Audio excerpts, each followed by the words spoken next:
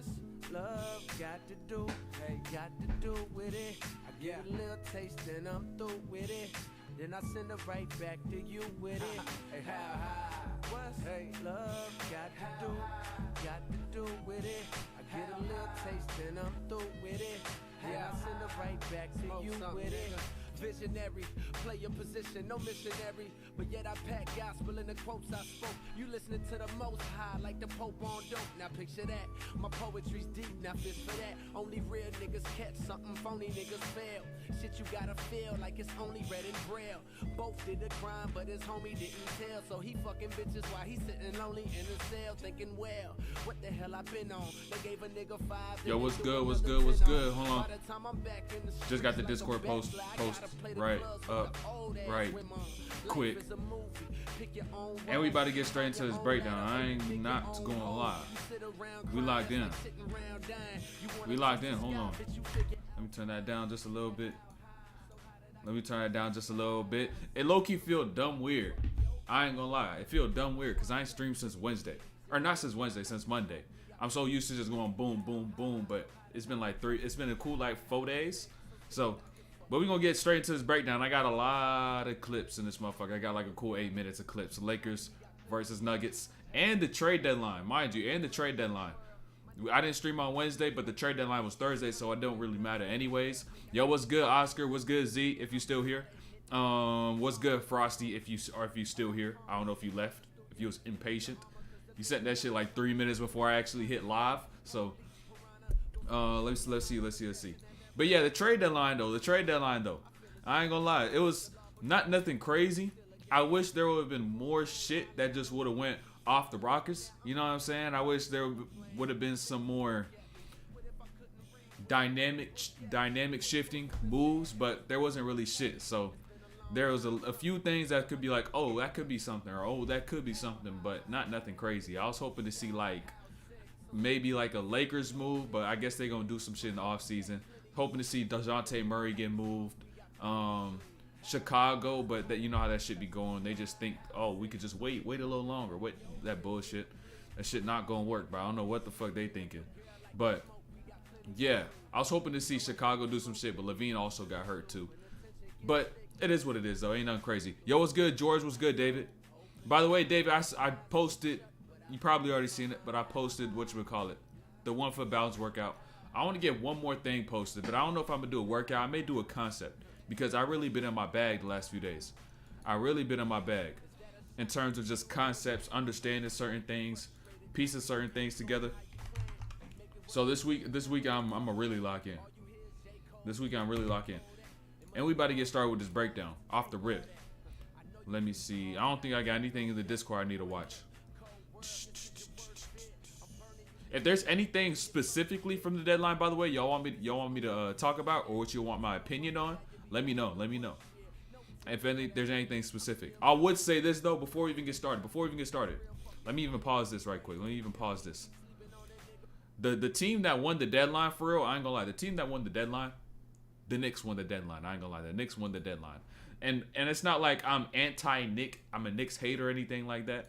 I'm tripping. Why'd I close that out? Yeah, like they won the deadline. The thing about the Knicks that just frustrated me in the years past is that you got such big of a market, but they kept making so many dumb moves. You know what I'm saying? They just kept making dumb move after dumb move, and it was like they're just trying to stay mid. Now they actually put themselves in a position to take themselves over the top, right? Not even just with the roster they got now, because they got some depth, right? Especially for what they could do going forward in the offseason, right? Especially what they could do for that. Like the amount of players as to which they have that are assets that could then be used so that they could be able to get a star player if they become available. When I look at that, it's like, oh, they put themselves in a great spot. The Lakers think they could be able to get some shit, but the Knicks could definitely outbid them. Not even just on assets, like especially on the picks, right? On the draft picks, they could just outbid them. So the thing when it comes down to that too is what tier of a player are teams like that gonna go for? Are the Knicks just trying to seek any all-star level player? They're only going superstar, right? Are the Lakers, like, do they need superstar, or they may just go like an all-star tier level player? You know what I'm saying? So that's where they could both still get their own. The Kobe statue ain't that nice compared to Dirk Dirk and MJ statues. I mean, statue's a goddamn statue. Shit, I'll take my damn statue. Motherfucker, you give me a statue? Shit, I'm taking it. I don't care how that shit look like. That shit could be me. That shit could be me with a buzz cut. If it say my name at the bottom and it got my face, I don't give a fuck. It's a statue, gang. I ain't gonna be picky about no damn statue, bro. You know what I'm saying? I'm from Poland. I want to make my way to the States next season. Do you know any ways that can help me get there? You said Poland. You got to build connections through your phone. Use the internet to build connections. Don't use the internet to feed into your libido and your lust. Don't use the internet for friends. Don't use it to look cool. Don't do it for that stuff. Use it as a resource. See everything that you have on your phone as an ability or as a weapon, essentially, to be able to help you, as an asset to be able to help you get to where you want to be. So I would say to start off there. Like, even just do your own research, right? So then I don't even want to try to get here and say do X, Y, and Z, because I haven't really partaken in it. But what I could tell you to go do is do the research on players who have went from overseas, went from Europe, and then got into the States. Do that research, see their process, and do your best to be able to emulate that process. Because within all those processes, there's probably something that lies within all of them. There's a common denominator, right? And so you got to find those common denominators, and you also got to see what varies and what things vary that would be best for you, and the things as to which you should just kind of leave out. You know what I'm saying? So you could make your process a little more efficient. So say this person did X thing, this person did Y. They both differ. And then you kind of weigh the two and see, okay, if I do this, this will lead me to that. Or you say, oh, if I did Y, then do I even have the resources for that? Do I have the access for that? You know what I'm saying? Do that little research and like weigh the pros and cons. It really be that simple. Saw the workout, gonna do it when I get to the gym later. Yeah, that's the end portion of my jumping workout. Like, I probably did like 3 other parts before that, like 3 other different workouts, probably like 4, I think. But if I were to just take one of them and just literally spam it, I'll probably do that one. And by the way, I put 2 progressions, by the way. There's a level 1 progression and a level 2 progression. I did the level 1 and then did a level 2, which what you should do. So you could, once you get into actual flow of jumping, it's going to make it easier.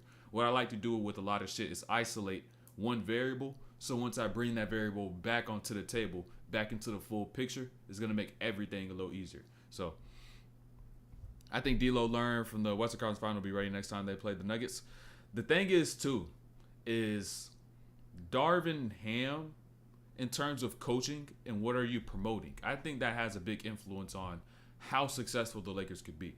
Because they got to the West Conference Finals last year, right? And if the Lakers get it's going to be tough as shit. If they end up a bottom 4 seed, I wouldn't want to see the Nuggets because I ain't going to allow it to be tough. And I don't want to see the Clippers. They have more of a chance against the Clippers, but even then, that's going to be tough, right? Even then, that's going to be tough. But there's way more of a possibility of them being the Clippers than the Nuggets, right? But ultimately, when you kind of even look at that dynamic, like, you will need D'Lo to average at least 22, right? If you even want to have a chance to be able to beat the Nuggets. Then you need Reeves to give you a cool 15, 16. Then you also need Rui probably to give you a cool 12 to 14. Then Bron and AD, of course, they're going to do their thing.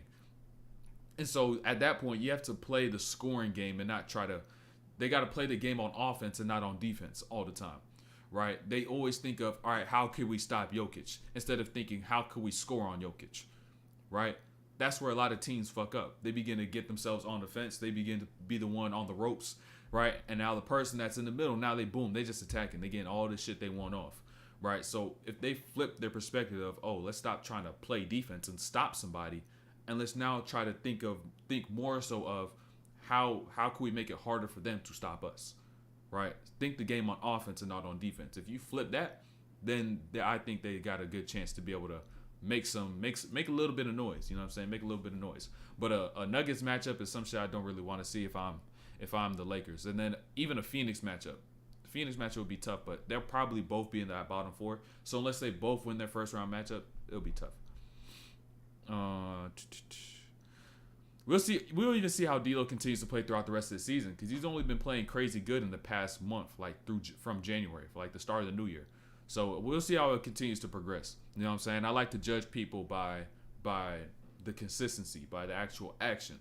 You know what I'm saying? Instead of just seeing a small picture of something for what it is. More iconic Kobe moment. I think Bron is gonna stay in LA if the coaching's fired.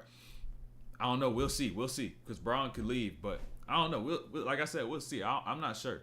You know what I'm saying? I have no insight in terms of what is actually going on, what he's actually thinking. So I feel as though also the outcome of this season is gonna be a huge predicator in terms of what's gonna actually happen in the off season. Right, because I think Bron will probably stay if they end up having the ability to get another star, like a Trae Young. Right, if they're able to get a Trae Young, Bron is staying his ass in LA. Right, he's definitely gonna stay, most def gonna stay. Right, but if they don't, if they have a bad ending to the season, if there's no promise, then Bron may kind of see what type of options he got. You know what I'm saying? So I would say a Kobe moment, some of the most iconic Kobe moments, you could have done like one of his finals pictures or some shit, like one of those like iconic finals pictures. Like I remember he had one where he was like, there's one like on the what you call it, the courtside joints. There's a couple of that. You could do any of his game winners. You could have done a fadeaway. Like I don't know, he could have, but at the end of the day, a statue's a statue. What do you think about the OKC trade? I mean, it's Gordon Hayward. That's not much shit. I'm gonna keep it a bean. It's just Gordon Hayward. It's just Gordon Hayward. Like, it's not going to take you over the top. It's just going to bring in another piece you could just use. You know, there's not really much to it. It's like you took away players that you didn't play and brought in someone who can play. And so they'll probably throw him in the lineup in exchange for like a Josh Giddey or like Lou Dort at times if they feel they don't need the defense so much. So it just gives them another person they could throw in who's of the same size but could actually shoot. Josh Giddey can't shoot. Motherfucker, 32% or some shit, like 31%, like he can't shoot. Even if it's 33, can't shoot. Teams just leave him wide open. Gordon Hayward, you can't leave him wide open. So now you're going to give Shea a little more space. Now you can work a little better. So that's going to do that. But to take him over the top, I don't even think OKC, I'm going to keep it a bean. If I'm OKC and I see the Lakers, like round one, that's going to be tough as shit. It does. It takes the Lakers it takes the Thunder over the top. Gordon Hayward, you're trolling. George, you're trolling. There's no way you think Gordon Hayward is going to take the Oklahoma City Thunder, who have Chet Holmgren as their 5-man in a Western Conference where you got to go against bigs like Nikola Jokic, where you got to go against other like teams with multiple stars. Right. If anything, if a move that would have taken them over the top is if you got a 5 and push Chet to the 4, right? If you got a legit 5 who could actually guard and then whatchamacallit. Yeah, okay. You said the statue. I was about to say they need more length. They need size. They need somebody who could actually play the 5. Chet is no 5. You need to put Chet at the 4. Like I don't like how this generation's put people who should play the 4 at the 5 and think small ball. But when you look at the teams who actually win, right, the teams who really compete, they play with bigs, right? They have legit 5. You know what I'm saying? You just look in years past who's won the chip. The only one you could say didn't really have the size is Golden State in 22. 21 you had, Golden State in 22. 21 you had the Bucks. 20 you had the Lakers. Like all these years you got teams like Toronto in 19. Then you got Golden State. That Golden State is their whole little thing. But look at the teams that actually won. They had size. They had actually, regardless of the time period. Like the best teams have that 5-man. They have legit 4-man. So it's tough. I don't think teams should really be doing that dumb. Oh, let's put this 4 at the 5 and let's have more guards, more skill, more. Nah, bro. You need size on the floor. Sooner or later, teams are gonna realize that. Sooner or later. Kobe had 3 statues, so it's chill. The statue looks bad though. I mean, I would say it's like a cool like 6.5, but that's number 8. His number 8 jersey, the 24. You know what I'm saying? You could get 24 jersey. So, whenever that statue comes about, that shit gonna be crazy too. That shit gonna be tough. If AD doesn't do that tomfoolery, he's gonna eat Chet up. Yeah, I ain't gonna lie. But AD's been consistent this year. He's been consistent, like at least for the past few months. At the start of the year, it was like, yo, what the fuck is you on? But now it's like, okay, you doing what you need to do. Now it's a supporting cast. So if he not on that wonky, wishy-washy bullshit, consistently inconsistent shit, then he's gonna cook him. He's gonna fry him, right? So will like a team like who could they end up matching up against? Golden State. I think I ain't gonna lie. I think Golden State may fuck around and like get hot a little bit. I think they may fuck around and get hot a little bit. I don't know.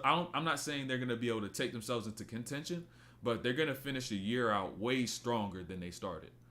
I'm getting a feeling of that. I don't know what it is, but it's just seeming like, okay, they understand who's got to be aggressive, how aggressive this player must be, like, and prioritizing that, like having more of aggression from Wiggins, from Kuminga, and then now you bring back Chris Paul, you bring back Saric, you bring back these players you have in your rotation, and now it's gonna make it like the team picture a lot clearer, right? And of course, you already got Steph who's doing this thing. You got Clay who won't have so much pressure on him if Kuminga and Wiggins are already doing their shit, right? And so I think they may fuck around and end up like a cool 9 seed, and that first round matchup is gonna be like, oh, I'm not saying they're gonna win it, but just depending how that top 4 turns out, like that shit's really tough. It's just gonna be a toss up over there too. And the Phoenix Suns have been picking up some heat too. So like if they get a streak going, and before you know it, they could be thrown right there with that top 4. They're only like 4 games back behind them. So, do you think that Chet and Wemby should develop and add mass? Like fuck no, hell no. I would not do like Giannis. No, it's gonna fuck up the entire game. You gotta understand what type of player Giannis came in as, opposed to how Chet and Wemby came in, right? Because a lot of people think, oh, just get strong, but not all muscle is good muscle. Giannis came into the league when he was 19 as someone who was of his size and was just a slasher. His game didn't have no smoothness, it didn't have no real cadence, it didn't have no real rhythm, right? Like a Chet and a Wemby do, right? They coming into the league right now, and you see the type of bag they got. You see they move like a guard, right? Whereas Giannis, he was already just playing as a slasher at his size coming into the league and was just skinny, right? So what's going to benefit a slasher? Mass, size, right? And so now he could be able to use that speed, be that bully. And he did have a little bit of a better jump shot then, but he did have to sacrifice a little bit of a jump shot going forward just so he could have that mass and improve his ability to slash, right? To really be an interior threat. Now you look at somebody like Wemby, look at someone like Chet. If they put on mass, dog, it's gonna fuck up their whole movement, bro. They're gonna be moving like so stiff. They're gonna be moving way off. Their endurance is gonna be ass. What they're gonna have to do in terms of adding mass is that you have to progressively add size in time, right? Kind of like what Steph did throughout his career. He came in the league scrawny as shit, probably like a $175, right? But year by year, right? Year by year, boom. Let me get 2 pounds this year. Let me boom before 2 pounds. Another 2 pounds, baby, got 3 pounds. Now you add it up, and now boom, I'm sitting here cool 190, right? 190. You know what I'm saying? So now when I drive, I'm not getting pushed off my ankles, right? I could absorb all this contact, right? You got to do it progressively, because if you try to add strength too quick, you're probably going to put on that hypertrophy and that mass in the wrong muscle groups, in the wrong spots. And if you have muscle in the wrong spots for basketball, you're not going to be able to perform as best as you should, right? It's going to throw off your movement. Like I said, it's going to throw off your jumper. It's going to throw off your endurance. It's going to throw off so much shit if you try to say, oh, let me throw on 15, 20 pounds in the summer. When you're a player who plays with grace, when you're a player who plays smooth, who has all these different movements and all this little stuff. So if they added mass like Giannis, their games would just deteriorate. It'll just get worse. So you may think it's smart, but that's a misconception in basketball. Even not even just in basketball, but that's where you connect basketball with physiology, right? With exercise science and understanding how the body must operate for this specific sport. So, he said, I haven't been here for a while, so should I inform you that hatred for Fred VanVleet is Yo, Fred VanVleet still been playing ass, bro.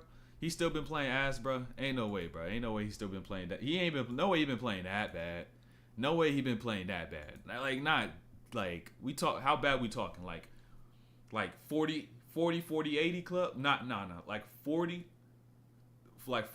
from the field, 35 from three, and then like a cool 81 from the line on like 20 shots a game. He's still taking like 20 shots and making like 6, 7, 8 shots or some shit. I'm a 5'6" guard, didn't hit my growth spurt yet, and I struggle with driving towards the basket and creating contact on my drives. I have pretty good floater. If this is help, any advice? You got to get basketball strong. And the best ways, you're probably like you say, 5'6", no growth spurt. You're probably what, like 14, 13, 14, 15, 13 maybe.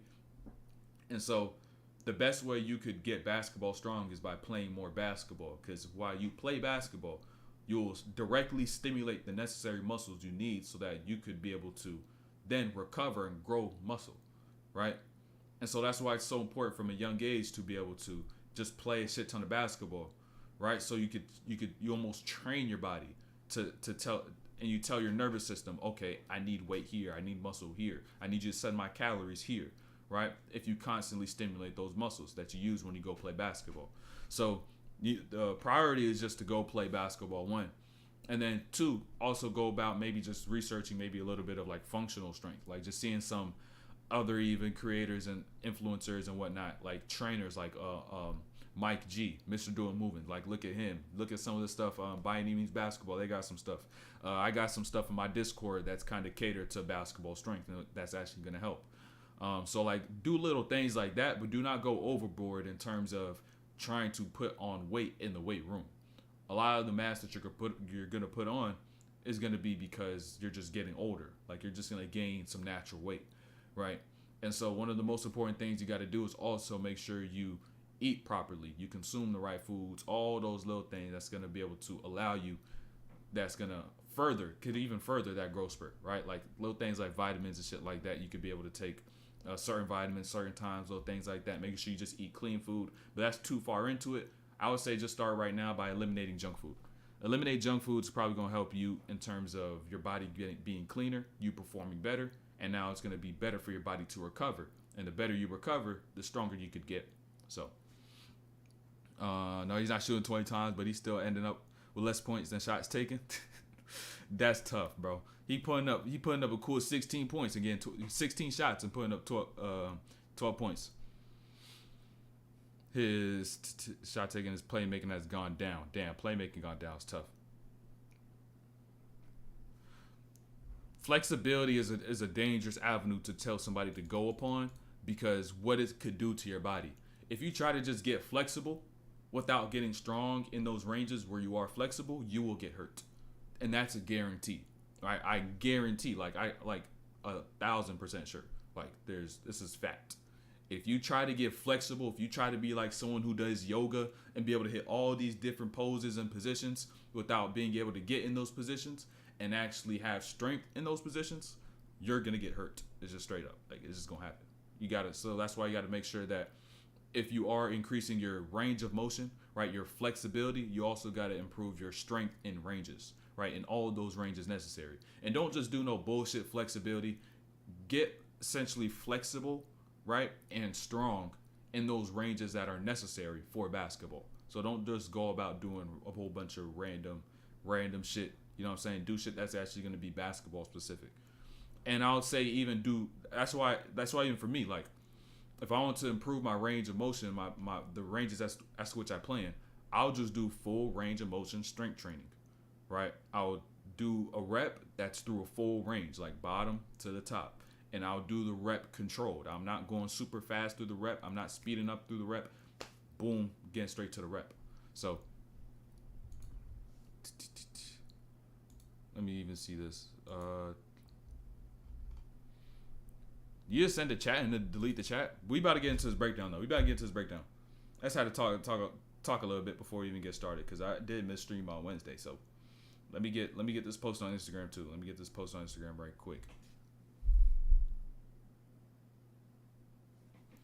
Boom. Let me find a quick clip right quick. Boom.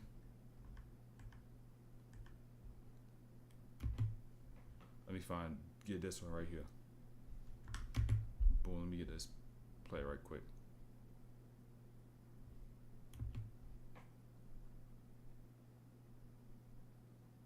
Lakers versus Nuggets. Live. breakdown. Boom. Hold on. Give me 1 second. 1 second. I'm gonna peep chat. 1 second. I'm gonna peep chat. Boom. Boom. Boom. Boom. Boom. Boom. Boom. Boom. Boom. Boom. Boom. Boom. Boom. Boom. Boom.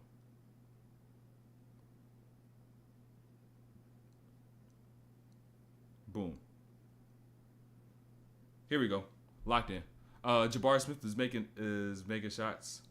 Making shots with it whenever he tries to put the ball on the floor. I cry. I told you this, bro. I told you this about Jabari Smith.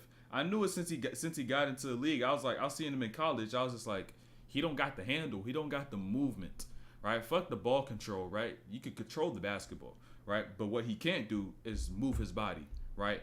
Move his body the way needed to be able to be a shot creator, be able to get from A to B. I seen that shit when he was in college. I seen him settling for shots, right? I seen him settling for jumpers on players who are 6'4" in college. I was like, in the league, you're fucked. You're done. It's GG's. It's just GG's at that point. It's just GG's. Have you ever thought about EuroLeague breakdowns? Yeah, a little bit. I just need to get hip to it. I need to do my own research and get better at it.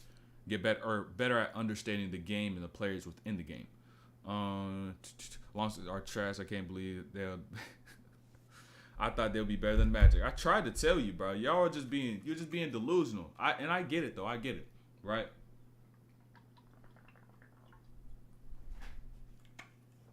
I get the fact that you thought that your favorite team would be better than my favorite team. You know what I'm saying? I understand that, but there comes an extent as to which you just gotta be real. You know what I'm saying? You can't be delusional, right? And that's what's just kind of being at that point in time. You just gotta understand. It's like, okay, we just may not be like that, and it's a process though. It's a process. What they should do, if y'all really did want to get good, what y'all would do is get rid of Van Vliet, get rid of Dylan Brooks. Y'all tank and let Jalen Green have all the keys, so then he could just get good. And then y'all could get a draft pick, a high draft pick, and then bring somebody else in right next to Jalen Green, which he's developed. But they fucked up that whole process of developing Jalen Green. So the amount of exposure he would have just being a number one option by himself is just extremely limited, because now what you're doing is you're trying to compete, right? When you try to compete as a player, you try to prevent yourself from making mistakes. And now when you make mistakes, now it's at the detriment of the team because you're trying to compete and legit win games. So it's just made it all tough. So I think it's more that there are more complicated plays, but simple fundamentals. Yeah, they're probably there. I know for a fact that there is. Like, there's more layers within the play. So I know for a fact there is. So that part of the game is as to which I'm also really curious about that. And then as I get more hip to EuroLeague, I'm also getting hip to women's basketball too.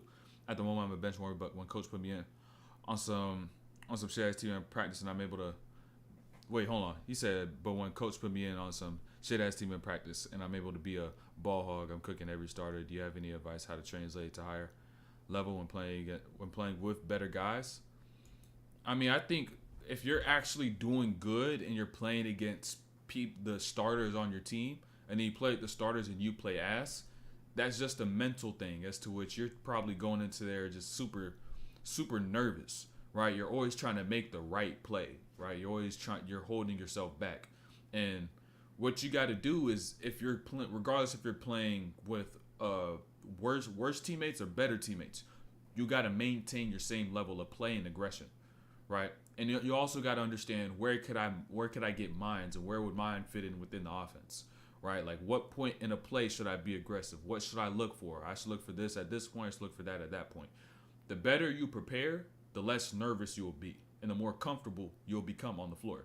But a lot of y'all lack the preparation and don't understand the fact that when a coach tells you to run a play, you're supposed to look for things within the play, and you're not supposed to just run the play. Like little thing, like something like that. That's why y'all brains be so condensed when you run actual offense. You think, oh, I just gotta get the pass, throw it here. Oh, get this, throw it there. Boom, this. Like, just get the ball at your hand like it's hot potato. But that's not what it is. Like, you got to be able to make plays. And so I have a couple plays from Skylar Mays from this game as to which shows you how you must play. So stay tuned for that. It's like in like the fourth quarter. That's someone you probably don't even know of. You're like, who the fuck is that? Exactly. You know what I'm saying? You're gonna see exactly what I'm talking about. Like the type of mindset you need to have, regardless if you're playing with the worst unit or the best unit. You know? So yeah, does that answer your question a little bit? Mentally, you gotta maintain the same aggression, but also at the same time, don't be out here doing no dumb shit like thinking, oh, this is my team, this is all for me, like, and trying to be selfish and like taking every shot for yourself. Don't do that.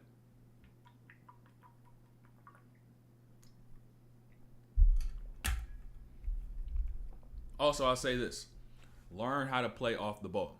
You learn how to play off the ball, you won't need the ball in your hands at all times to be a ball hog.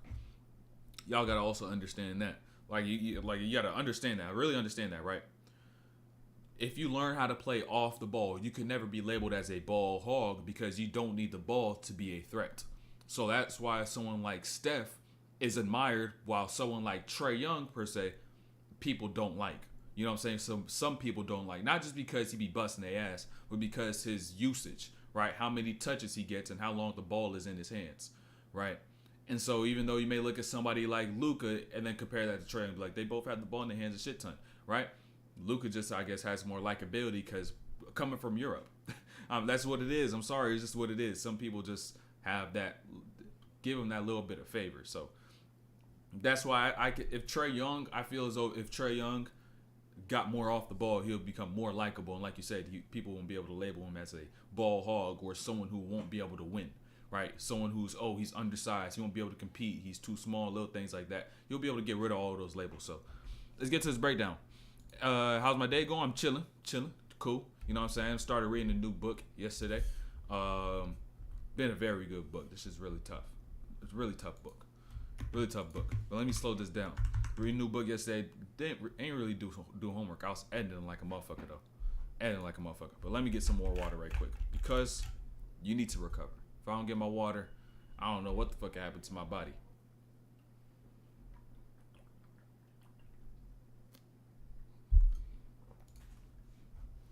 But let's lock in though. Let's boom.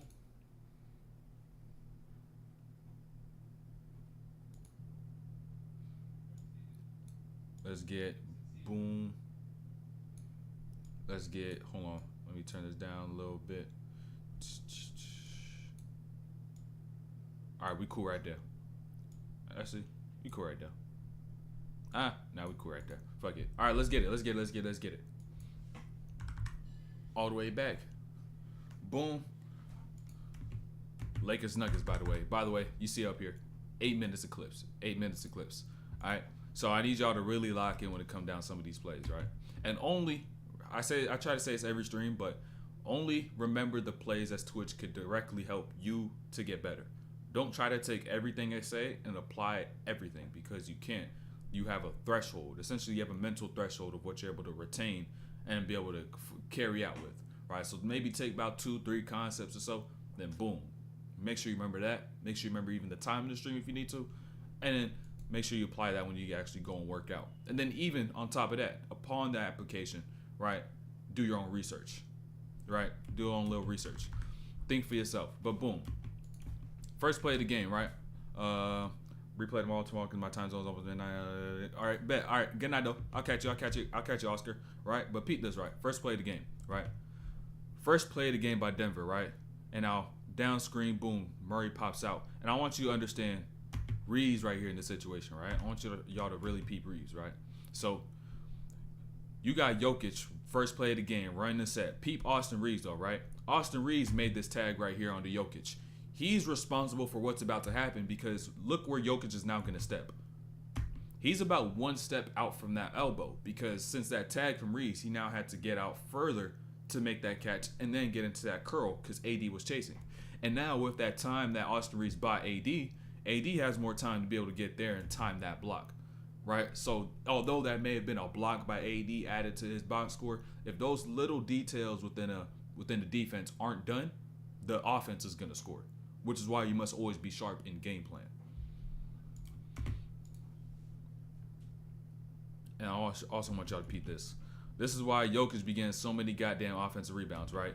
Look at Anthony Davis, right? Dribble drive occurs, right? Now he's underneath the rim. And so Jokic isn't just going to sit outside over here on this block. What he's going to do is follow Anthony Davis and essentially now box him out almost from behind, right? He's going to keep AD underneath the rim. So once that ball bounces off the rim and now gets out a little wide, he now has leverage right there because the ball is just closer to him, right? He's in better position. So now, boom, he's just able to get that offensive rebound. And that's something you see a lot of players do, right? That's something you'll see, not a lot of players necessarily, but the offensive rebounders, the ones who actually crash the glass. They won't just stand where they are. They'll actually follow somebody from behind, boom, hold them off. And then that just puts them into better, gives them a better possibility of getting a hand on the ball. But now right here with AD on Jokic, right? I want y'all to also peep this, right? Look, this is what it looks like to have a bag for any defender you have, right? So AD has Jokic, right? Boom, clear out, all right? ISO work, right? And understand Jokic as a defender. When he plays defense, he likes to use his hands a lot, right? So he's going to try to do his work on the ground. And now you see that right hand about to reach, right? That active right hand, what does AD now do seeing that right hand? Sidestep to the right because now the ball is not exposed to being stripped while Jokic uses that right hand. So now he's just able to get a shot up over the top and he isn't really contested. That's how you have a different bag. That's what isolation players are like keened into. Like they have at a high level. Their instinct of that stuff is just second nature. Like they're not sitting here always thinking about it. They just boom. Natural, where is space? Where can I get away from my defender? Knowing prior to the game, what type of shit should I do with my defender? And then they go about and execute. And if they need to adjust, they'll also adjust. Yo, what's good? What's good, T?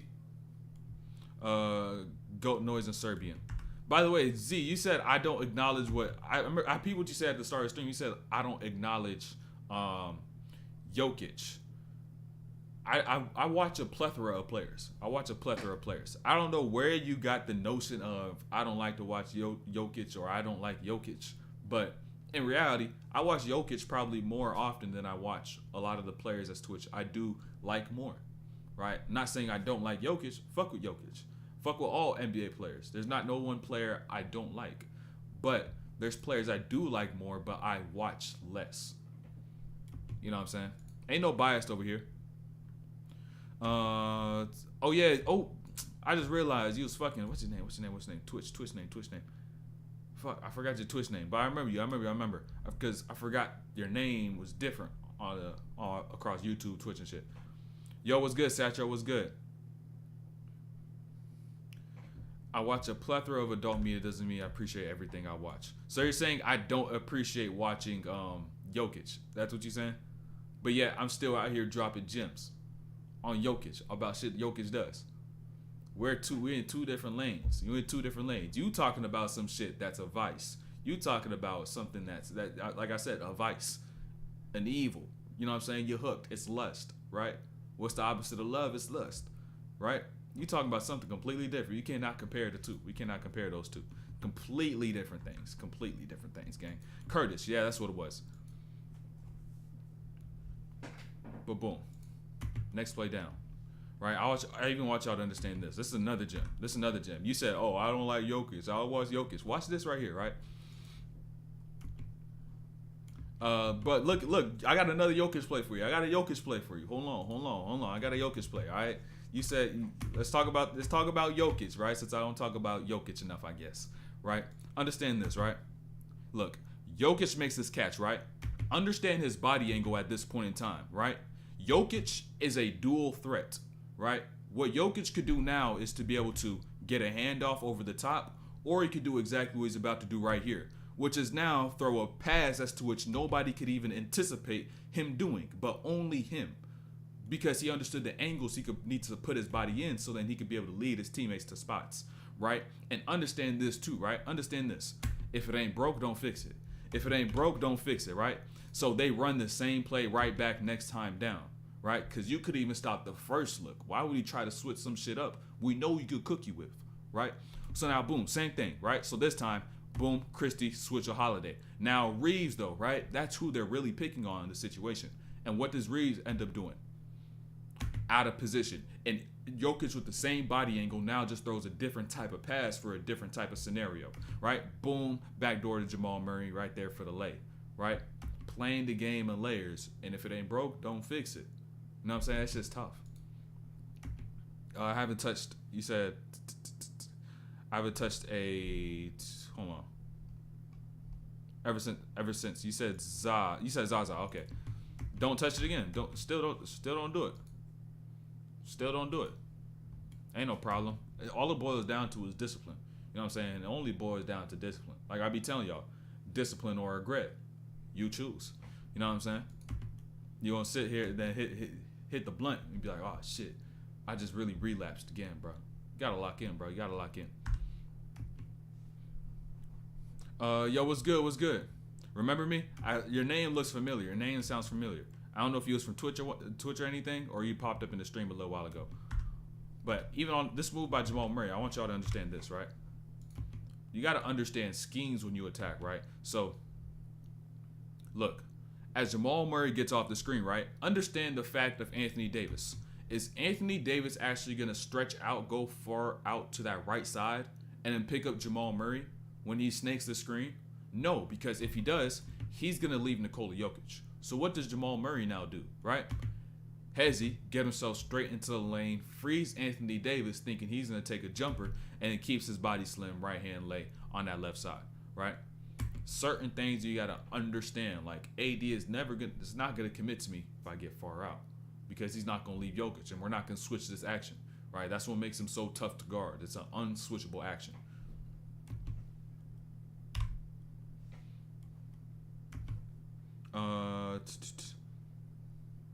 You'll never do a keep a promise. All right. You could lie to me, but you can't lie to yourself. You know what I'm saying? I just hope you follow suit with your word. Moroccan kid. There be a lot of people coming across, and life just be life, and sometimes. So sometimes I just forget. But it's familiar. Your name familiar though. But Pete, this Michael Porter Jr. I had dropped a clip of Michael Porter Jr. taking that fucking transition three where where he had AG and Jokic in the back underneath the basket. He still shot that shit. That was crazy, right? But I don't even think people understand Michael Porter Jr.'s potential, right? He has potential that's untapped, and he could really take Denver to another level, right? I don't think people understand, right? Right? So, really, keep it a bean, right? You know Michael Porter Jr. can shoot, hence why he's getting chased over a screen like this, right? But if he added this layer of his game, which is now attacking the rim off these curls with Jokic as a screener, because understand, right? With Jokic as your screener, this player, how often will they really play help, right? How often will they really play help? So if you put him in situations similar to a Klay Thompson, right? He could be like a 6'10 Klay Thompson, right? He's shooting everything, and he knows the counters to when they take away the three.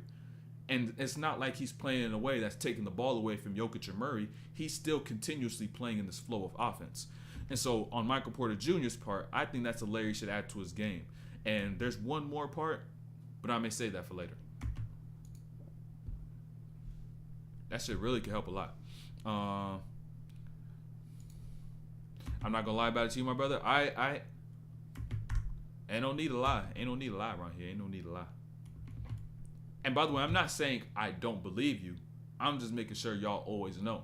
You could lie to somebody else, but you can never lie to yourself.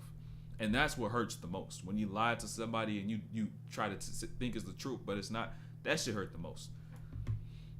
But even understand this by Bron too. Pete Bron, right? Look.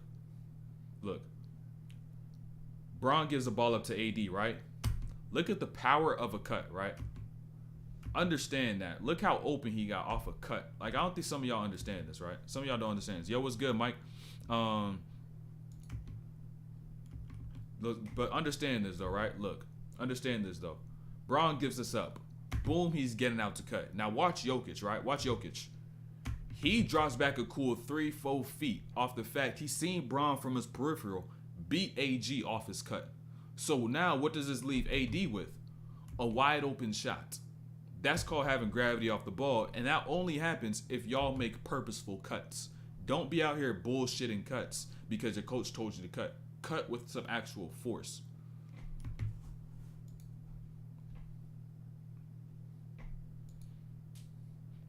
Baller? Yeah, I remember you. You said name was on Twitch was Baller. But right here though, Michael Porter Jr. Look, a couple things, Michael Porter Jr. though. Right? Look, understand this, right? Look, you see Jokic, right, bringing the ball up the floor.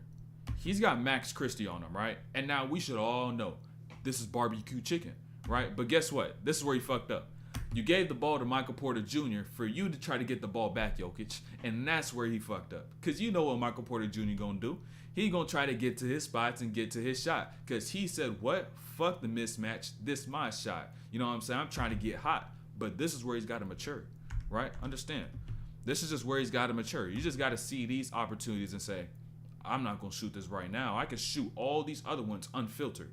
But when I see Jokic with a Max Christie on him, I got to pull back the trigger. I know what I'm saying? I got to hold back the trigger on the fact that we'll just get a much higher quality of a look. And at the same time, it's not like I'm telling you to stop shooting those shots that you take that a lot of people question. I'm just telling you to play smarter at times to recognize mismatches so we can be efficient in our possessions in the half, court, and transition, whatever it might be. So that's something you just got to look out for. And now right here, peak Torian Prince, right? Look, handoff right here by Christian Wood. Look, notice Prince's catch. I don't even think y'all noticed that. I don't think y'all noticed that. I don't think y'all did. I don't think y'all did. I don't think y'all did. Only real shooters would recognize little things like this, right? How the hell he even got open, right? So understand, right? Look, this is how you can get open off a handoff, right? Look, Wood's about to hand the ball off to Torian Prince, and now watch his movement. As soon as the ball touches his hands, Prince doesn't clear that other side, so then he can meet that defender from who was on the handoff when they're about to make that switch, right? He just stood right there in that same spot, caught, and now Watson now has to try to jump out from a couple feet away, and that's just an open shot, right? That's something y'all could add to y'all bag that could get you open threes in the flow of any type of offense, because a lot of y'all are bound to run into a handoff. That's one thing y'all really should work on. How could I get better in handoffs? Especially in high school, middle school, any level of play, you're probably gonna get a few handoffs a game. So that's a section of the game that y'all need to really understand, get moves in for, get shots in for, so then y'all could be able to up that scoring total. You know what I'm saying? So you could be aggressive, make your team better, have more opportunities, right? That's a section as to what y'all got to work on over isolation. You know what I'm saying? Over those little other stuff that the bullshit shit that y'all like to work on. They're probably going to double Jokic too, so he might have got the ball back. What? You're talking about which player? You talking about this one? Keep it a good work. I remember, yeah, only 100 followers on Twitch now, AK subs on YouTube. You know what I'm saying? Gonna continue to grind day in and day out, day in and day out. Just wait till how it looks like at the end of the year. That shit gonna be crazy. They probably look. Understand though, right? Even if they did double Jokic when he had this mismatch, what's gonna happen is he got double teamed. Jokic is gonna be able to find whoever's open if he gets double teamed, and you got shooter, you got cutter, you got someone cutter again, but then Reggie Jackson, another shooter, right? So if you keep them both on the same side too, it's gonna be tough. Middle of the floor, boom. How much are you gonna help on his right side? Jokic can either drive right, they help right. You got two shooters on the right, and y'all gonna see too. Like if Jokic get double, he gonna find the shooter. You gonna see at the end of the breakdown. Yeah, use an OG. Use an OG. Use an OG, Curtis.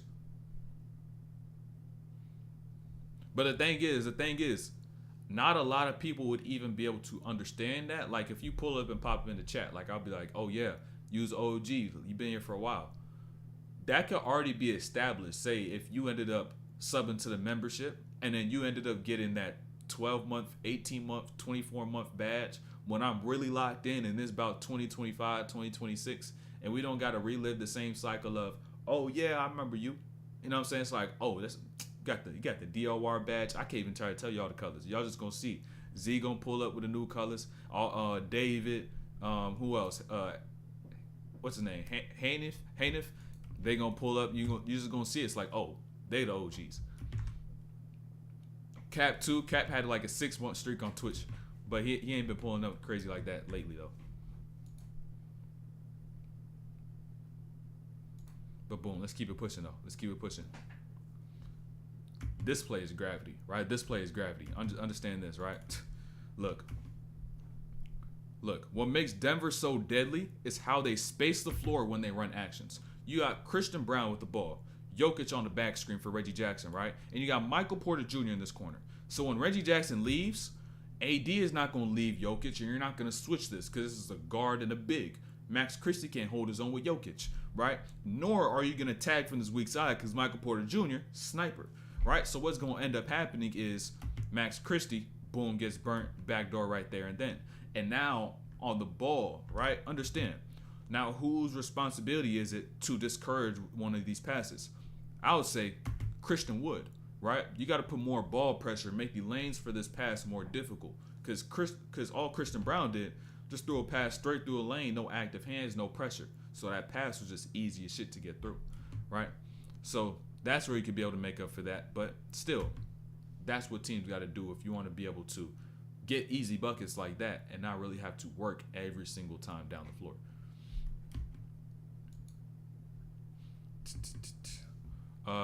Where's Cat?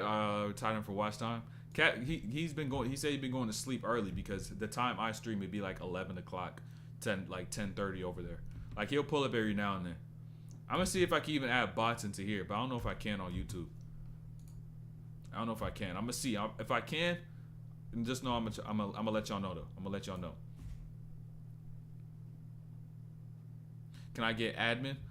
I don't need an admin right now. I don't got too much traffic. You know what I'm saying? There's not so many people here that I need an admin for chat. But I'll keep y'all OGs in mind though for when I do need an admin. Ruin my sleep cycle. Hey, remember, look. All you got to do now though, right? If it's 12. By the time the breakdown is done, make sure you turn on your 3.2 hertz, right? Listen to cool 3.2 hertz for maybe about 15 minutes, right? 3.2 hertz, right? 3.2, right? That's going to help you be able to, when you go to sleep, get into that delta level of sleep, that deepest level of sleep. And then also make sure if it's 12 o'clock too, make sure you're watching my stream with your warm light on your phone, right? Turn on your warm light right now. On your laptop, turn it on right now. So then you could be able to not continue to stimulate yourself with the blue light, because what blue light does, what the regular light from phone screens do, right? What the regular light does is it cuts off your ability for your melatonin cycle, right? It throws off your circadian rhythm. Your circadian rhythm is just how your sleep cycle through the day, right? And some other stuff. But mainly we're just talking about sleep, right? So it disrupts your ability to secrete melatonin, which allows you to sleep if you have that blue light on. Which is why this generation technology has fucked up a lot of people. But if you have on that warm light, it takes away that blue light and allows you to properly enter your circadian rhythm. So you may just naturally even get tired just by watching, because your melatonin is actually able to be secreted. So remember that. Take that gem. That's a gem anybody watching this right now should take. Anybody, right? That blue light gonna throw off your whole sleep. Make sure you also get your hertz, get your frequencies in, so then mentally, right, you could be able to actually get into deep levels of sleep. So same for you, George. Same for you. 12 midnight, turn on that warm light. Turn on that warm light. I usually have my shit on for a cool hour and a half before I go to sleep, just so I make sure like, oh, my body's actually like shutting off and I'm ready to go to sleep. Which is why I could sleep 6 hours a day, wake up and take no naps. You know what I'm saying? I just be getting through shit. And if I do, it's a quick like 15-minute cat nap. You know what I'm saying? Boom, sleep, up. All right, boom, let's keep shit pushing. So I'm really sleep for 6 hours, 15 minutes a day, maybe, right? Up for damn near 18. So now I have maybe 3 more hours of work I can put in per day in comparison to my competition. I tell you, man, y'all got to focus on the little things. Make it, you said whatchamacallit? You said, and the other OG admin? I'm a peep. Just wait. It's not that time yet. All right, but I want y'all to peep Jokic. Oh, we already at 0.5, right?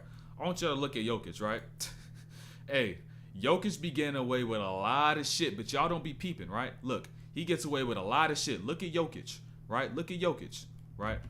Let's actually go back a little bit. Let's actually go back to where it was a little closer to where it was going to start, right? And so even at the start, you're probably like, why the hell he got Taurean Prince, right? He came off the screen, right? Understand. Jokic came off the screen. He got the switch of Taurean Prince. Murray got AD on him, right? Right? But understand, right? this point, right? Jokic be getting away with a lot of shit, right? Look at Jokic. Really look. Look at the arms, right? You saw Jokic initiate that contact, right? You saw him. Now notice what's about to happen. Hook is occurring. Pass about to get thrown. So what does the ref now see? They just see Taurean Prince's arm stuck there and call foul on Taurean Prince when Jokic was the one to hook the arm. Ain't no problem with it. He played the game. You know what I'm saying? It's a part of the game. But y'all don't even, nobody really be talking about these little things that occur with all-star players and how they're able to manipulate their ability to get fouls. And y'all may just talk about a Embiid, or you may just talk about some of those players, whereas even a Jokic is able to do so. It is just a part of the game.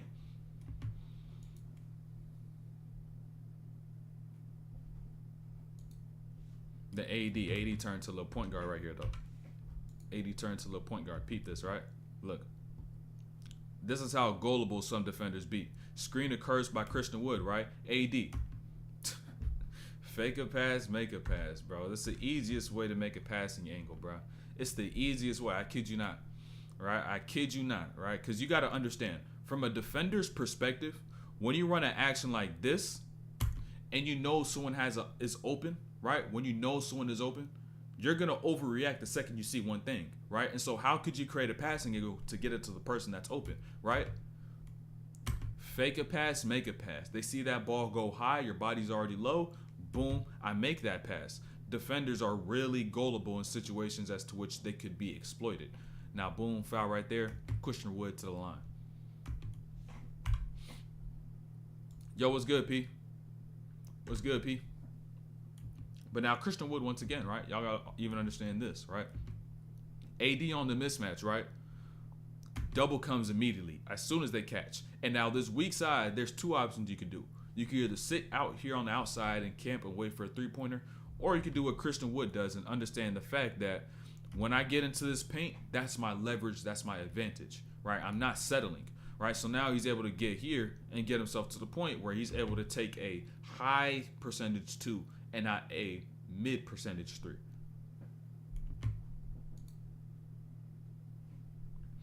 And now once again, these passing angles, bro, I don't think y'all even be peeping these little things, bro.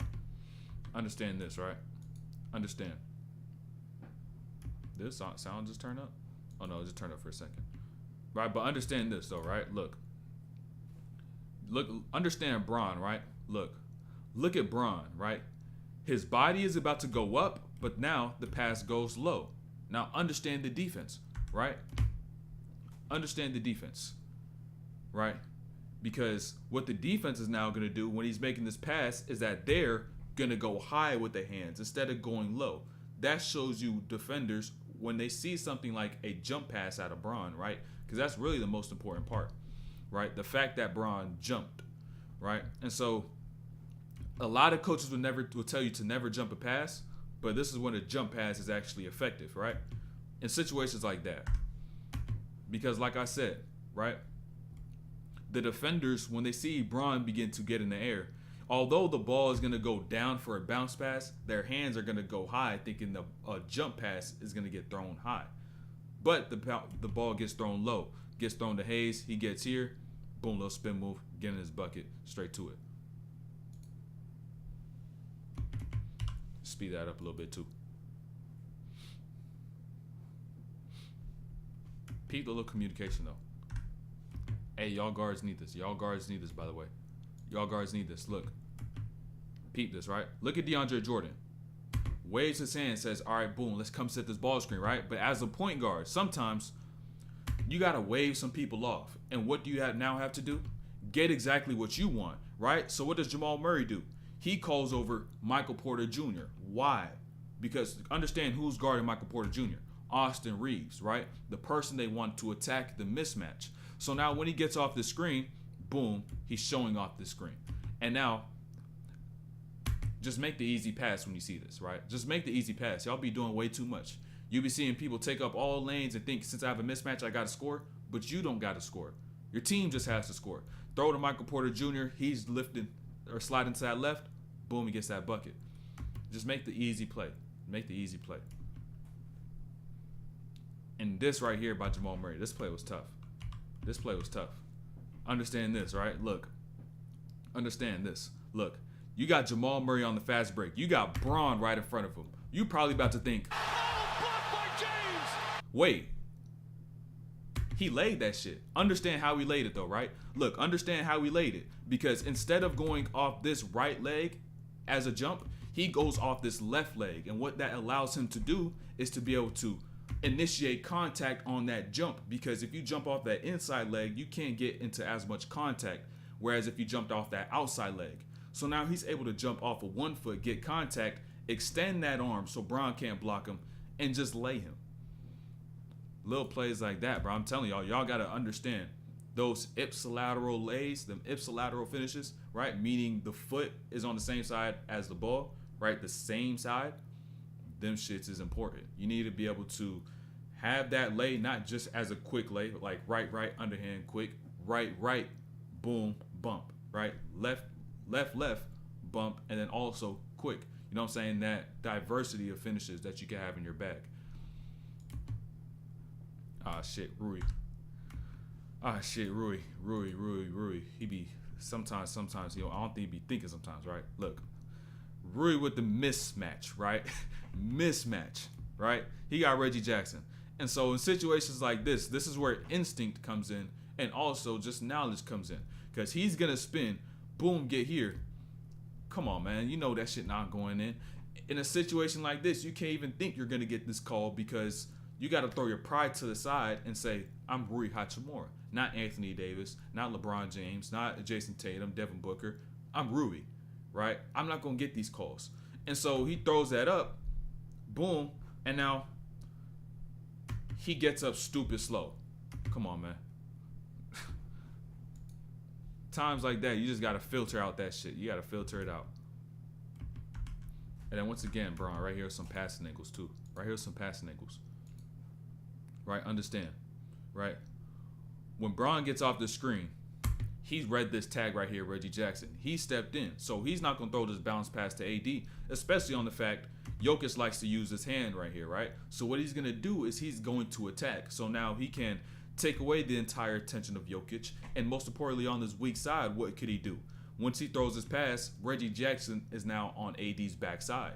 So now AD could just go straight up and be able to get that lay, right? So as a playmaker, you got to also see the game in ways as to which, although I don't have this first look, what are other opportunities? What are other gaps that are available?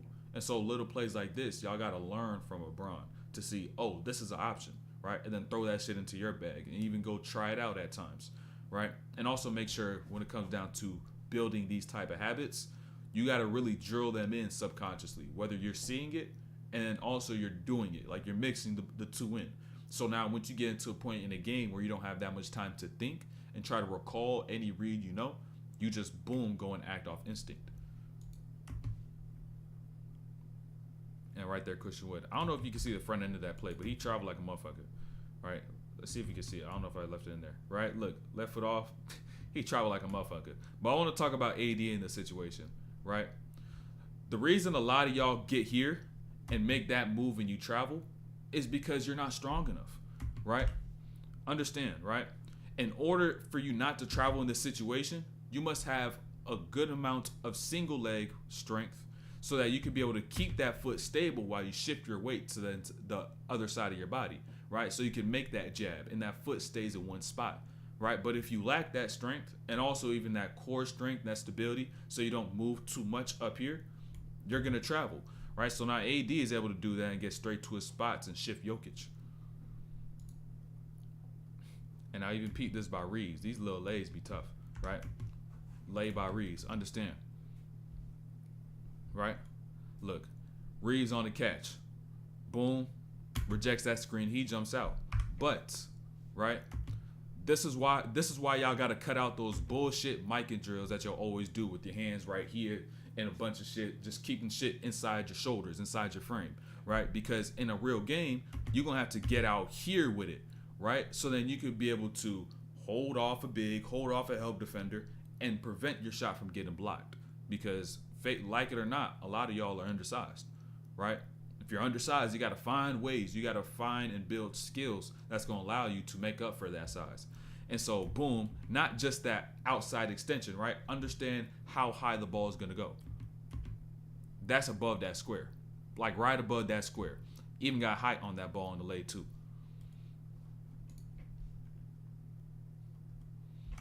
Let's speed that up a little bit too. Boom. That's another gem, bro. It's a lot of gems, bro. I missed Wednesday's stream, but came back with probably even more gems, right? Understand, right? Look at Jamal Murray. Boom, he gets stripped. In a matter of about 3 to 4 seconds, right? They got the steal, and they got another steal and got the ball right back, right? But you even got to understand the mindset portion of this. You got to understand the mindset, right? Understand the mindset. This is why the mental game in basketball is just as, if not more important than the physical portion, right? Really, it's probably 50-50, right? It's probably 50-50. But look, Jamal Murray, boom, right here, he gets stripped. About 56.7 seconds. Now they recover the ball, throw it back in, they pick the ball up, and now Jamal Murray is now open from 3.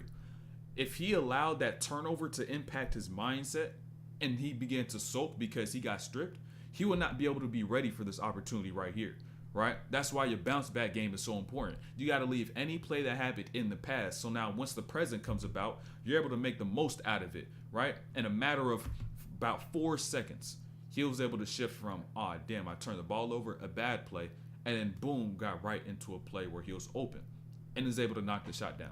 That mental shift is vital.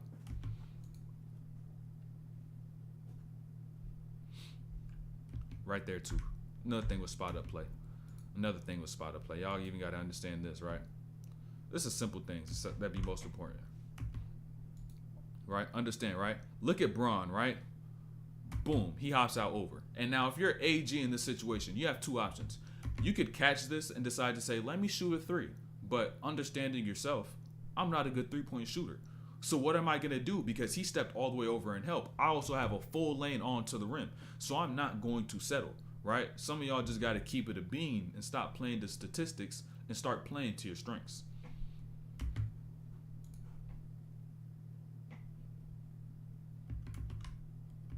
Speed this up a little bit. Boom, right here. And I'll talk about Braun. Braun started to build some rhythm right here in the 3rd quarter, right? Y'all got to understand this. I may go full speed with this, right? I may go full speed with the next few plays. Hopefully they don't take this shit off the screen, right? But understand this. Look, right? Right here with Braun. Understand, right? Boom, shot. They went under. Braun right here, hit a 3. Look at this next play, though, right? Understand. Braun under on the screen, shot, boom, another 3. But guess what? This is the next play down after you hit those 2 threes back to back, right? And so what should you do as a player in this situation, right? A lot of y'all would get here and say, all right, let me size up. Let me cook. What move could I get? How could I get off another 3 from this left slot where I'm already hot, right? Y'all would think that way, but you got to understand. You got to use the gravity you developed from previous plays so now you can make the best play. Reeves set the screen. Guess what they do now? Boom. AG is now more over instead of just dropping back under, leaving Reeves open for that pocket pass and that float. You got to make plays and not try to bucket hunt when you're hot. You got to play hunt, right? Seek to make the right play and not just to always get a bucket.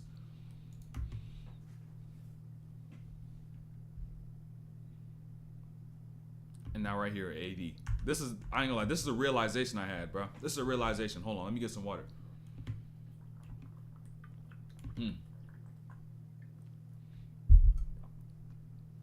I don't think a lot of people realize this, right? But with this new generation of big men, along with the new offensive skill sets we're going to begin to see some of the best shot blockers, right? We're going to see more players who are able to block shots similar to how AD is able to, right? On the fact of this, right? Because even peep here. Because what makes AD such a great shot blocker is his ability to navigate, right? His ability to move in various ways opposed to a Dikembe Mutombo, right? Who is just stand still. If you come into lane, block, right? He's able to maneuver his body in various ways. And so now we're going to begin to see players like Chet, players like Wemby, who now are of that size and even bigger, more length, and can move in just as better of planes and have better movement. So now they're able to navigate around players better, and they have more height and more length to be able to reach the ball and block shots. So going forward, Wemby might really be one of the best shot blockers of all time, because on the fact that his ability, he could step over and block a shot like Dikembe Mutombo, but he could also be able to navigate around you, be able to find new angles, be able to hollow you out at times and still block your shot while he has more height and has more length. That's where it's going to really get tough. You know what I'm saying? So don't be surprised when you see motherfuckers get into the league and it's like they blocking shots. It's like from behind, like even on a play like AD, I even really talk about what AD did here, right? You'll see like on screens like this, AD even got hit on that screen. So he's even more out the play, right?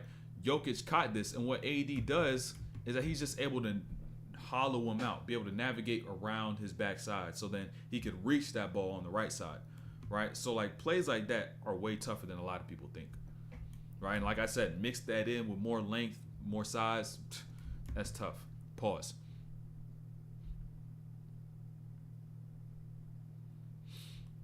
But even peep this though. I want to talk about Jokic and Murray's two-man game. The two-man game. Let's go 0.67, right? Understand, right? The one thing you'll always see about Jokic and Murray's two-man game is, of course, they're going to have the floor space when they do so, right? So they have this left side overloaded, right? But most importantly, they got 12 on the shot clock. They're going to use all the time they have, right? Murray stretches out AD, boom, they get the switch. Now Reeves is now guarding Jokic, right? Their level of patience is immaculate, right? They're not trying to force anything. And even if it does run down to the end of the shot clock, you got a Jamal Murray right who's ready to hit this shot. And wait, I need to ask y'all this question too, right? Who is better, right? Who's better? Jamal Murray or Jalen Brunson? Take into account, right? Take into account all this to which they've done thus far in their careers and what you've seen even from Murray in the playoffs especially. Who's better? Brunson or Jamal Murray? I need at least a couple of y'all to answer that right quick. Because I just heard people talking about how well Brunson is, but I'm like, wait, is he even better than Jamal Murray? You know what I'm saying? I'm like, wait, is he? I don't know. That's tough. Brunson might have recency bias though. Brunson might have some recency bias. So if y'all think Brunson, I won't be really surprised about it. But I want y'all to peep Bron though, right? Look. Understand, right? Look at Bron, right? Look at his demeanor. Mouthpiece out, turned his head, relaxed hands on his hip, right? But notice, right? This is all to deceive Aaron Gordon. Because Aaron Gordon, he turns, Bron, boom, I'm going out to set that screen. So now there's no time for AG to communicate with Jamal Murray. So now, boom, Bron touch, slip, pocket pass right there, Bron gets that lay, right? But understand, fool me once, shame on you, right? Fool me once, shame on you. But this is where it hurts the coach the most. When they go and run the same shit they did before, right? And now Jamal Murray begins to make accommodations for their previous mistakes. And they continuously get burned. So as a defense, that hurts. Right there and then, right? That shot hurts. Boom, twice on that same play, we got hurt. Okay, twice, shame. Fool me one time, shame on you. Fool me twice. Fool me twice, can't put the blame on you. Right? Understand. Well, there's one more play. Not right now, but in a second. I don't even know. We only watch Brunson. Yo. But he only watched Brunson. Jamal Murray done put up 40 pieces, 50 pieces in the playoffs. So those hold a little more weight.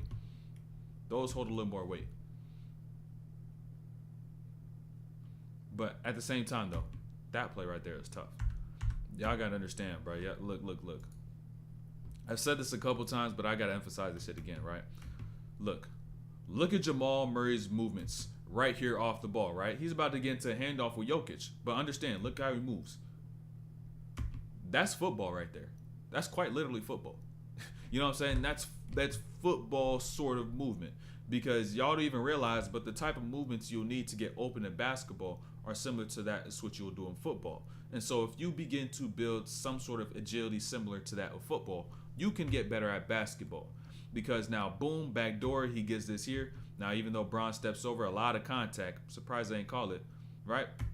But even just understand the fact of how that lies within the game.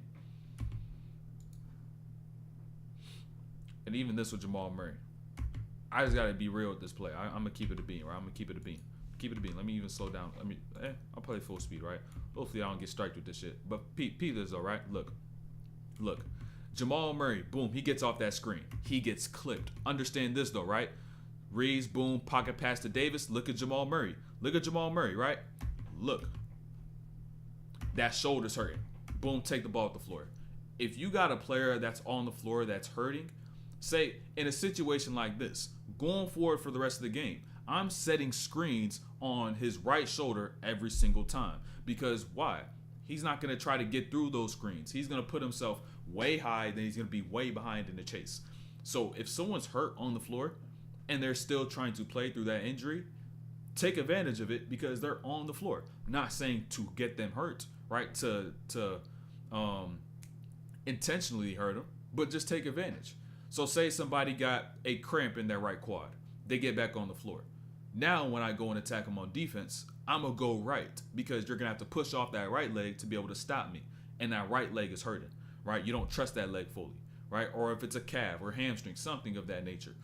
Attack whatever is there because at the end of the day, they're on the floor, right? And so they're vulnerable to whatever they're not able to necessarily do. So take advantage of that shit. Take advantage. Let me, boom, go back slow. And right here too. Look. Remember what I said, right? Fool me one time, fool me twice. But guess what? Another step up screen, another pass right here in the pick and roll, and now Mike Malone. Fool me 3 times, fuck the peace sign, load the chop, and let it rain on you. As J. Cole said, bro.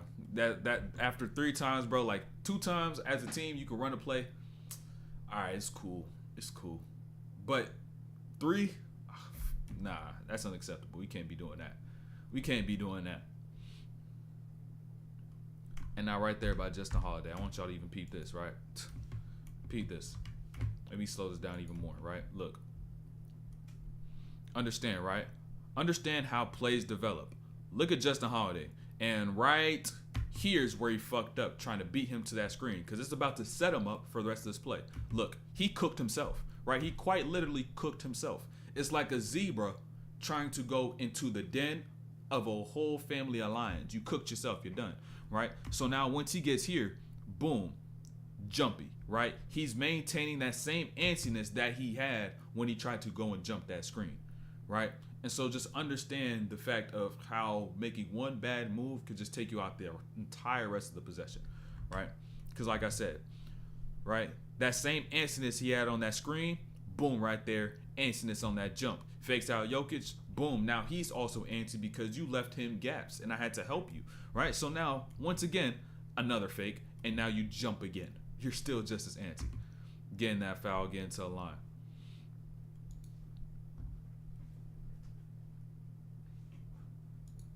And now right here by Jokic.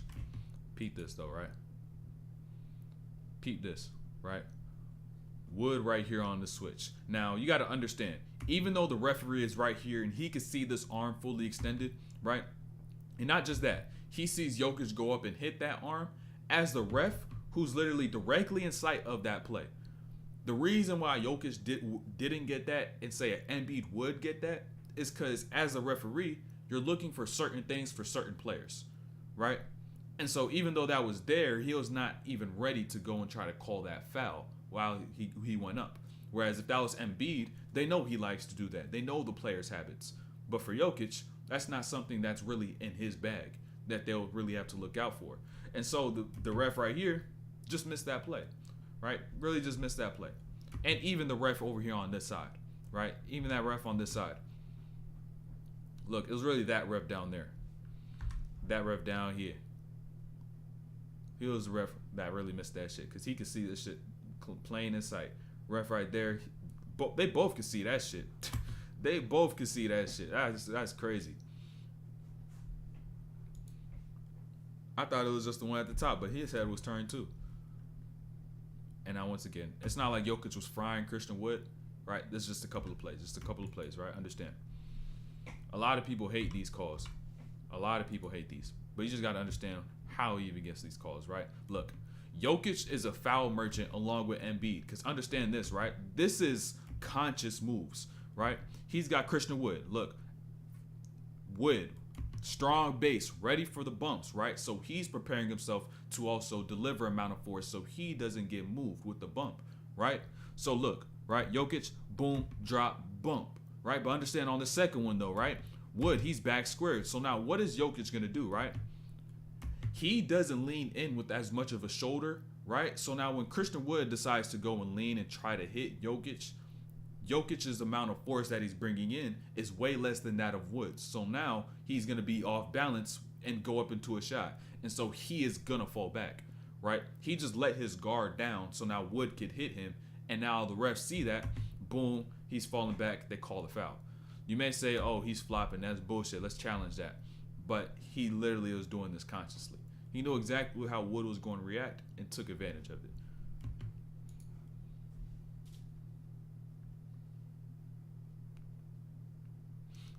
And Pete, this shit right here. This shit was low-key funny. This shit was funny. This shit was ridiculous. I don't know how the hell this shit just look goofy, right? Full court pass, boom, Hayes throw the shit off, right?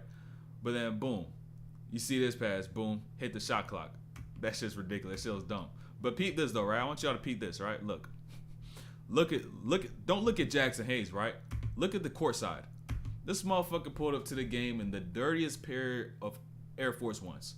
This was probably one of the reasons why motherfuckers were slipping on the court and shit. Not because of the court, because motherfuckers like this decide to come through that bitch dropping dirt, mud, sand, any sort of shit that you could find outside that's on the floor. Them shits has been on that shoe. And now you got motherfuckers like that sitting courtside. That shit should be illegal, bro. That shit should be illegal. Like, come on, man. Them shits, come on. Like, come on, gang. I know you could afford another pair. You courtside, bro. Them shits is about $100. But I guess some people just have different priorities, bro. I can't even knock them. Be frugal, bro. Be frugal.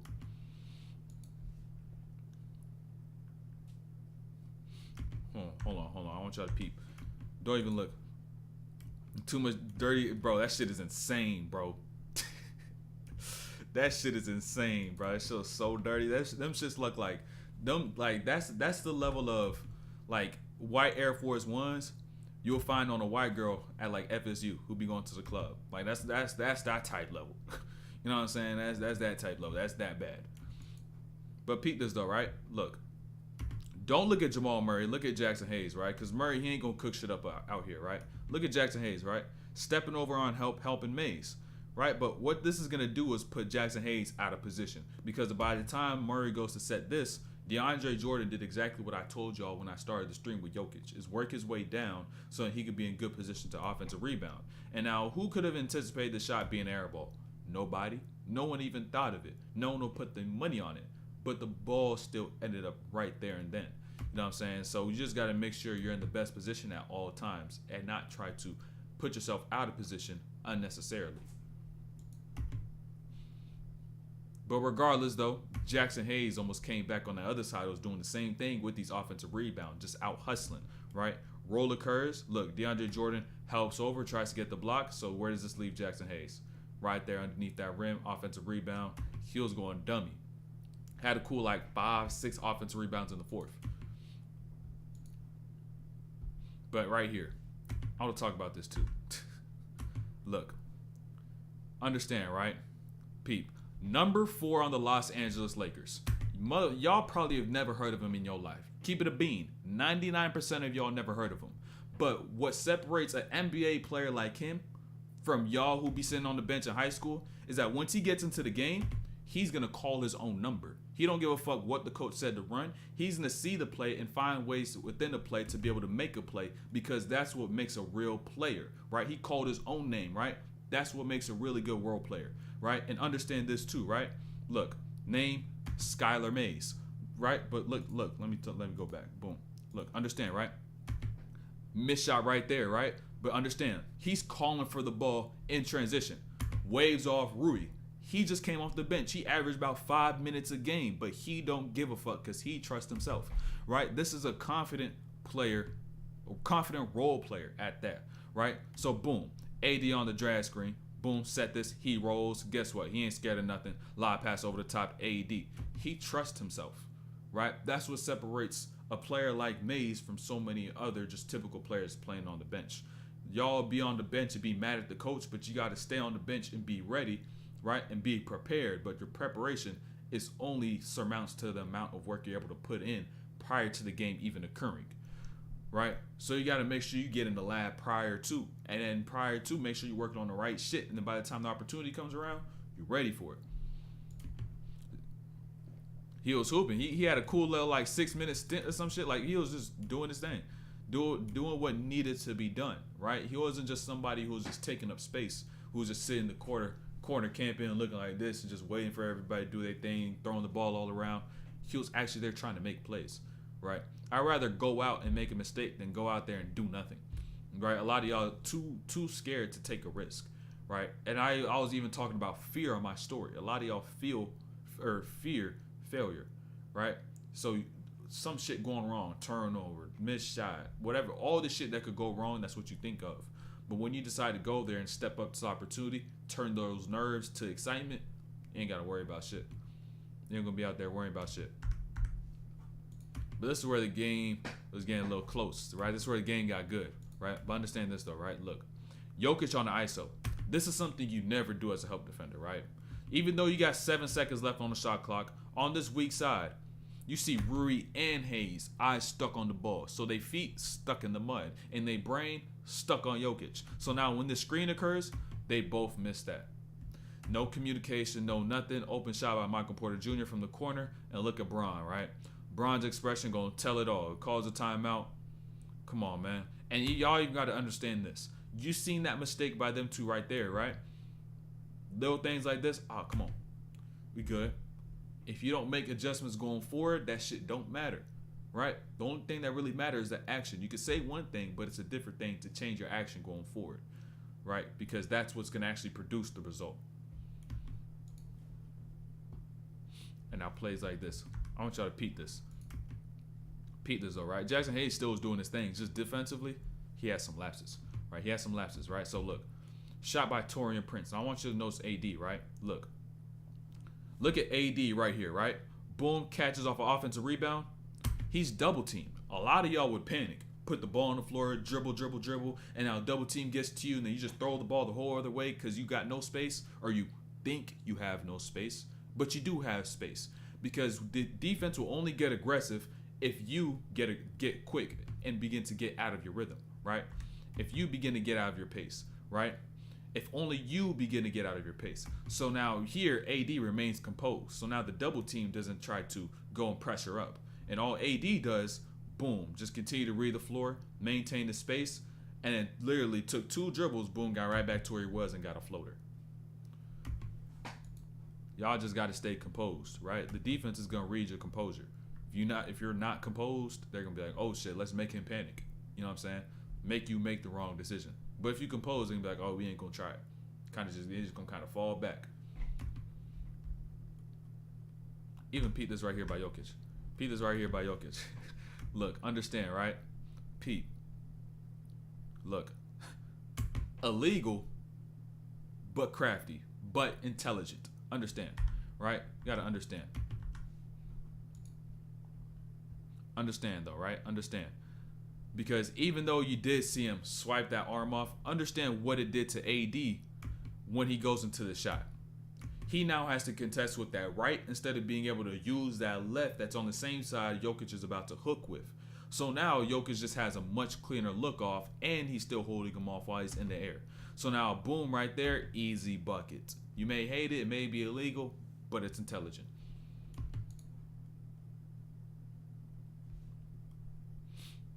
Now, peep this by Brown. Little things right here, right? Peep this, the little things. When it comes down to passing, it's vital, right? Understand. When Braun gets off the screen, look at Jokic's hands, right? Look at Jokic. Swipe. But understand where Braun's going to bring the ball up from. He brings it around his whole side just to get it back up here and then throw this pass to AD just so he could avoid the hands of Jokic. And he could be able to get that dime, be able to get that too. So you got to understand your type of defenders that you're facing once again, right? This is not his primary defender, but this is a tendency of a defender he will encounter. So now when he gets in these situations, he knows, oh, I got to protect the ball. Instead of being able to make a lazy pass where he keeps on his midline, he's got to bring it all around, boom, and then throw that pass.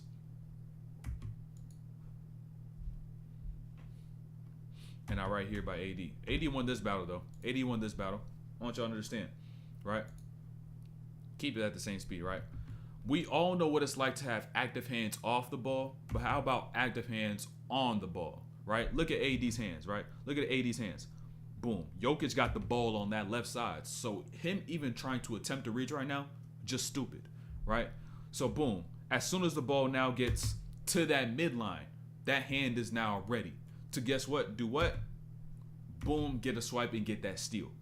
That's what having active hands, that triple threat is like. So when you playing them ones, when you playing your homie in ones, playing your teammate in ones, and we getting off that triple threat, always have that active hand. You don't literally have to have it here like AD had it, but at least have it somewhere to where you're ready to go and swipe, right? And the ball is in reach, because that's even another part of just IQ in basketball, understanding your reach, what you can get to and what you can't get to.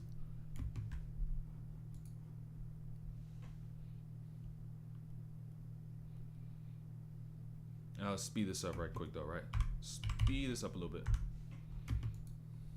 Understand though, right? Remember what I was saying with Jackson Hayes, some lapses, right?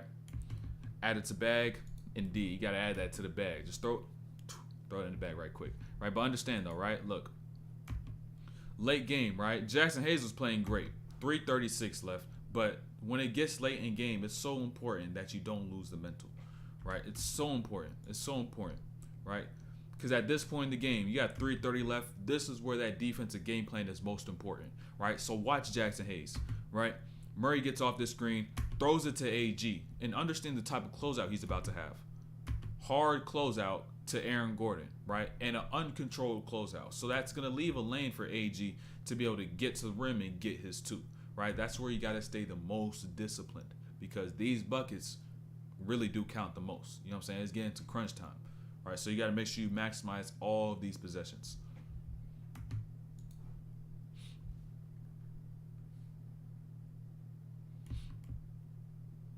They're right here too. This is just a smart play. This is just smart, right? I may even go full speed for this, right? Look, understand. I don't want to do full speed. They probably gonna fucking mark the shit, right? But understand this though, right? Look, understand. Jokic, boom, right? Look, Jokic now has this switch of Taurean Prince in the middle of the floor, right? So understand this. In the middle of the floor, if you're going to turn your back, you can't see one side of the floor, right? You're now only allowing you to be able to see one side of the floor. So what Jokic is going to do is he's going to turn his back to the side of the floor where the help is not going to come from, because you got AG in this dunker and Michael Porter Jr., who's been hot. So now he could read this right side where the help is going to come from, which is LeBron. And now in the middle of the floor, Hayes now laid over on that help, and he's able to find that dime.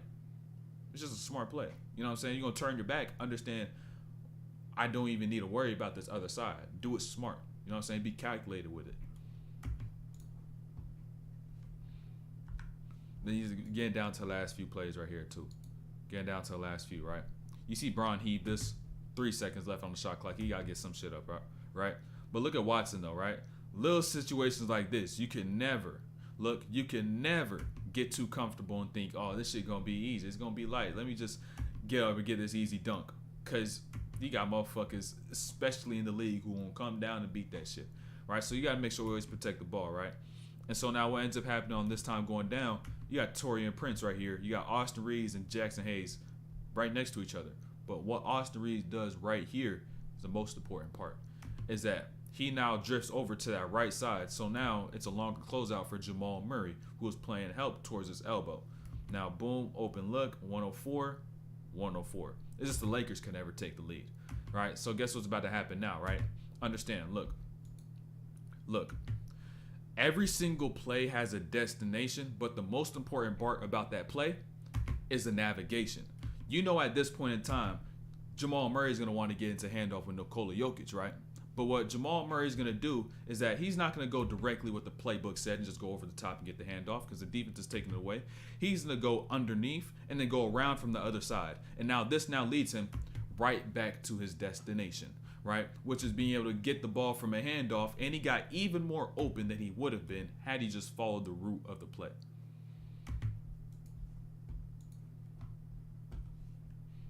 And this right here too by Brown. this right here by Braun, right? Peep this, right? Look, Braun calls up Jackson Hayes for the screen, right? Because now you got Jokic that's going to be in a drop, right? And so in a situation like this, I wish Braun would have turned the corner, got into that middle, whatever, misdirection, something, and attacked Jokic, but a little passive on this, a little more not as aggressive nor physical with it. So now what happens? Miss floater, right? But I want to talk about Jamal Murray here, right? Because it's 107, 104, 137 left, right? And so now he catches, right? Darts down the floor, right? And at this point in time, a lot of y'all begin to get hesitant. Y'all are like, oh, should I shoot this? Should I not shoot this? Is this a good shot? Is this a bad shot? But if you're going to shoot this shit, just shoot the shit, right? And do it with your best capacity, right? Don't think about it. In a situation like that, he just took the two that was there and he was most comfortable with. That's what makes a clutch player, right? All the clutch players you see, they're clutch because when they get in these points of time, they don't think and they just trust their instinct.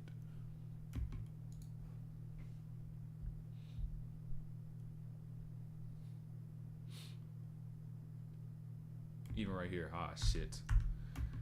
Oh man, I know you've seen this shit, bro. I remember what y'all said. Remember what we were saying at the start of the breakdown, right? Remember we said at the start of the breakdown, if you double Jokic, like he's just gonna find the open man, right? So I ain't gonna lie, this Austin Reeves, bro. Come on, man, like come on, like. With all due respect, that was stupid. That was just stupid. Because what you did at this point in time is you decided to go double Nikola Jokic, one of the best passers in the NBA. Leave Michael Porter Jr., even though you thought you saw a good steal. While this is an empty left corner, right? This is a solo left corner. He's over here by himself. By himself. Like, remember you be telling someone they in ISO by himself? He's literally by himself, right? So, boom. He just turns, finds Porter Jr., literally does not see a hand at all, bruh. And for that right there, you deserve to lose.